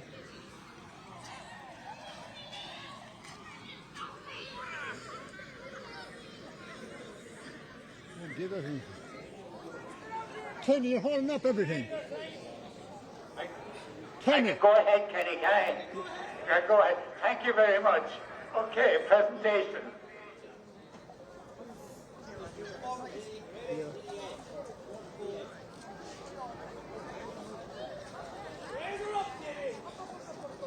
Good luck.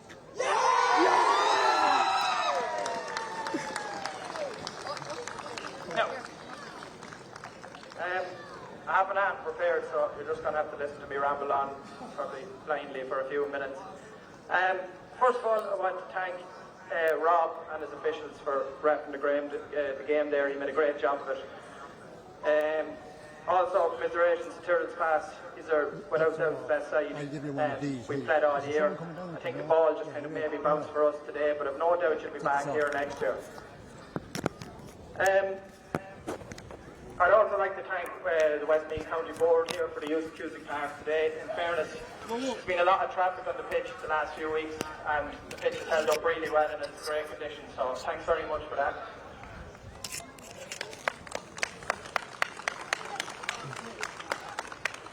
To our own lads, it's an absolute privilege for me to come up here and accept this cup on behalf of you. In fairness, when we got relegated last year, it wasn't a nice place to be, but we all put our shoulders to the wheel, and it's just amazing to go what a bit of hard work can get us. So fair play to you.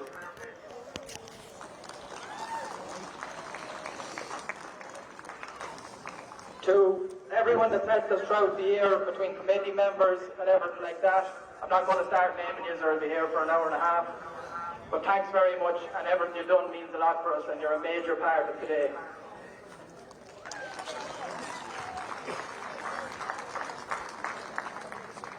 I just want to thank some of our backroom team, I suppose, and I have to thank the physio, Leanne, I better not forget that. I don't know, I wouldn't like to see the bill she spent in tape, trying to tape us all together all year, but in fairness, we've held together, so fair play, Leanne. To our selectors, Jimmy, Lenny and Jamie, came in this year and he's brought us with like and everything like that. I know it's only junior too, but being honest, you can see the village of Clonmel and everyone here today. This really means the world to us. So thanks very much for everything you've done, and this win is just as much for you as it is for us.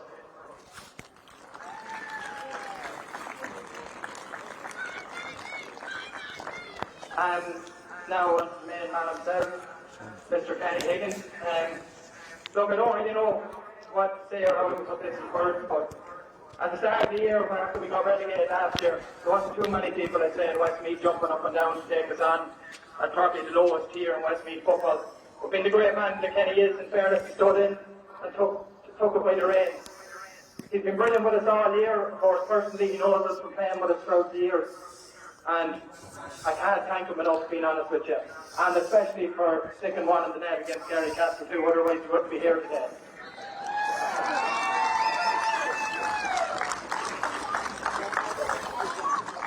Just a quick thanks to everyone that sponsored us. I'm not going to name any names, but everyone knows who we are.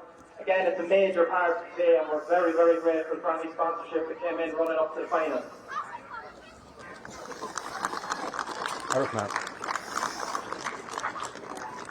Finally, to the main people here today, the supporters. I know we haven't made it easy for you over the years, but I hope you've enjoyed this as much as we do, because this is all for you.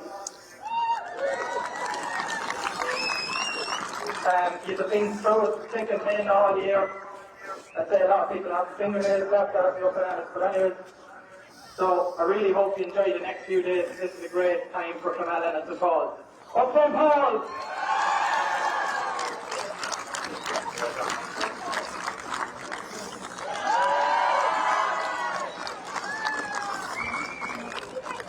As Jamie Fitzsimons accepts the cup from St. Paul's, and, I think he covered everything in his speech. They were the better team today. Tyrrellspass put in a big effort, but Paul's had the scoring power, Shane, and that's what got them over the line, really. Yeah, they had the athleticism too, Ray. I mentioned to you at half time. What really stands out at this level is the really good athlete, the clean skills, and the guys with the vision. And I thought Philip Gilson showed that in the first half, and then Conor Shaw really took the game by the scruff of the neck in the second half. Really good performances around the pitch. Oisin Kieran was excellent in the first 7 or 8 minutes, while Paul's were really dominant. He obviously went off with a hand injury, and it kind of changed the flow of the game for them. And when he came back on again, they clipped 3 good scores, and that's not coincidence. The way he broke the line, I thought, a little bit. I have to give a bit of credit to Kenny Higgins. From a tactical perspective, I thought Paul's were very cleverly set up, where they kept a player deep to cover. But when the opportunity came, they knew that a runner on the opposite side of the pitch or could make a diagonal run, join an attack, and they still always had their 3 back. But credit to Tyrrellspass, they would have said, that Gary Castle had beaten them in the group stage, and for Paul's to get over Gary Castle in the semi-final was an indication how strong Paul's are. A few good performances around the pitch from Tyrrellspass, but they probably didn't have enough of those athletes and enough of those accurate players. The fumbling and a few things let them down, but Paul's full value for their win, and honestly, looking at the standard that they played at, they'll very much be able to compete in the junior championship next year, as Ballinagore has shown, and you guys have alluded to that the gap isn't huge. It's just a case of going back, setting up, build a little bit of momentum. And I know that I have a young lad, just a minor footballer, and I know that there's a few guys that Paul's will be able to call on next year to come into their junior panel. So it's a really good place for the community. And look, obviously the hurling finishing a little early for the lads. They got a lot of time to concentrate on their football, and you could see that the skill level had tidied up and they were a good bit more accurate. And they were, Paul. They were far more accurate there. And throughout the game, Conor Shaw was a real star for them. He got in for a goal in the second half, which really, at the time, it was the icing on the cake for them. It really meant it put Tyrrellspass out of the game. And he was out just after that sin bin as well, so they had the extra man and they made it count at that stage, right? Yeah, and Philip Gilson, excellent, hugely experienced players as well. These boys have been around junior 1, intermediate, junior 1. They've been around the block plenty of times, and they were absolutely leading by example there as well today. Yeah, and as Jamie Fitzsimons said there, fair play to Kenny Higgins coming on and taking on the role as manager. He says when no one else wants to do it, and as he said, remember you are playing the lowest grade of football here in Westmeath. You have to start somewhere. It was how appropriate and ironic that it was Higgins that got the goal against Gary Castle to get them through here today. But a fine set. You can see how much it means to St. Paul's here and everyone in Clonmellon. They're all out on the pitch. A great occasion for them all. But deservedly the best team on the day. They played open attacking football. They moved the ball better. I thought their support play was great today. The way the half backs stump, and also Conor Buckley got forward, corner back as well as much as he could. So and we mentioned, I think earlier in commentary, Oliver Mulvaney, great save to prevent a goal early in the second half. Did well in round the square. And when you've got players like that in top form, you've every chance of winning a big game. Yeah, absolutely. Look, lads, we're going to finish up here in TG Cusick Park. Tyrrellspass Junior 2 champions for 2025 are St. Paul's. We have a double header to look forward to on your VTV tomorrow. We'll be back at 12 o'clock from St. Lomas with the minor hurling final. That's sponsored by the Stones development, the 2 lads, Mike and James Stones, and we'll be back for that at 12 o'clock, and then we're in here for the Junior 1 final, again sponsored by Tyrrellspass, for 2 o'clock, and another exciting game in prospect there as well. 2 sole junior teams. Shane, looking forward to that game. I'm not sure whether you're in the park or whether you're travelling. No, unfortunately, I'll be on an airplane or in the airport at the time, Ray, but I'll try and catch some of it on your VTV. Anyone that has a spare couple of hours, come in and watch it tomorrow. The standard will be good. There's a lot of quality players, 2 well established panels now, so they can both go to their benches in the second half when they need to. And I think they're very evenly matched. I've said before, I watched them in the group stages, and that particular day St. Joseph's were probably slightly the better side. Tommy McDaniel proved the difference with a couple of good frees, and I think Michael Ennis alluded to that in some interviews during the week. But it'll be there'll be no love lost between them, they're neighbouring parishes. It'll be very physical. I'd say it won't be dissimilar to the senior football final in terms of intensity and the physicality, and once the referee can identify that, let this go and let them play football, and the quality hopefully stands out near the end, and whoever gets, but it's going to be such a tight contest, it'll be a great one for people to watch. Great stuff, Shane. We wish you safe travels. Paul, thanks for joining me on the call comms and at the end of the game here, and we look forward to seeing you again here tomorrow as well. Look at Ollie Gallagher was in camera all day today. Thanks, Ollie, for the pictures, and I'm Ray Gavin. We'll see you all tomorrow from St. Lomans from Lake Point Park for 12 o'clock. Join us then. TEG, proud sponsors of TEG Cusick Park, serving aviation, biopharmaceuticals and medical industries across the globe. TEG has been to the fore in the fight against COVID-19 with our customers and partners. A local business employing local people. Visit teg.com/careers to learn more. Wishing all our GAA patrons a safe passage through the championship.